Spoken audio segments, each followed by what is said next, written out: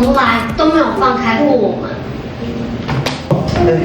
你愿不愿意把你的生命交托给主，让他来带领你未来所有的路？我愿意。原来举手不只是敬拜，还有免费的按摩。